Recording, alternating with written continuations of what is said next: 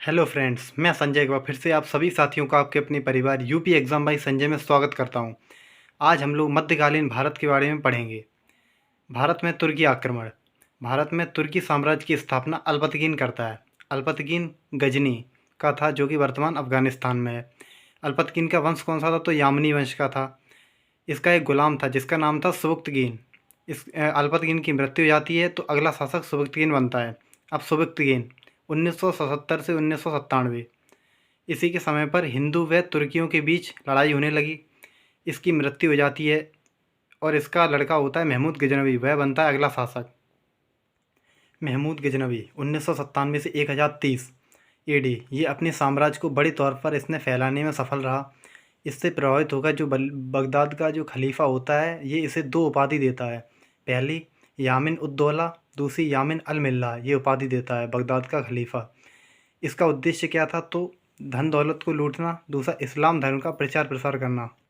महमूद गजनवी भारत पर 17 बार आक्रमण करता है। पहला आक्रमण इसका पंजाब के राजा जयपाल के विरुद्ध होता है 1000 से 1001 एडी में। ये आत्महत्या कर लेता है। इसी का लड़का होता है आनंदपाल, ये भी इससे हार जाता है। इसी का एक लड़का और होता है जिसका नाम होता है भीमपाल या त्रिलोचन पाल, ये भी इससे हार जाता है। 1014 में यह थानेश्वर वर्तमान हरियाणा, यहाँ चक्र स्वामिनी देवी मंदिर पर यह आक्रमण करता है। 1018 में कन्नौज पर आक्रमण करता है। वहाँ का शासक कौन था? तो राज्यपाल शासक था। इस पर अतिरिक्त प्रभार था मथुरा और वृंदावन का, लेकिन इसकी रक्षा नहीं करता है, ये भाग जाता है वहाँ से। राज्यपाल का वंश कौन सा था? तो प्रतिहार वंश का था राज्यपाल। बुंदेलखंड में एक जगह है कालिंजर, वहाँ एक वंश शासक करता था चंदेल वंश। वहाँ का एक राजा था विद्याधर। ये कुछ अन्य हिंदू राजाओं का एक ग्रुप बनाता है और राज्यपाल की ये हत्या कर देता है। क्यों हत्या कर देता है? क्योंकि इसने मथुरा और वृंदावन की रक्षा नहीं की, वहाँ से ये भाग गया था, इसलिए यह इसकी हत्या कर देता है। ये बात पता चलती है महमूद गजनवी को, तो यह 1019 में स्पेशल आक्रमण करता है विद्याधर के खिलाफ। विद्याधर रात्रि में भाग जाता है। तो एकमात्र राजा जो महमूद गजनवी से कभी नहीं आ रहा, तो वो कौन था? तो वो विद्याधर था। ये भाग जाता है रात्रि में। अब 1025 में गुजरात के सोमनाथ मंदिर पर यह आक्रमण करता है। वहाँ का शासक कौन था? तो भीमदेव प्रथम या मूलराज प्रथम, ये वहाँ से भाग जाता है। 1027 में महमूद गजनवी का अंतिम आक्रमण सिंध के जाटों के खिलाफ हुआ। महमूद गजनवी की मृत्यु 1030 में हो जाती है।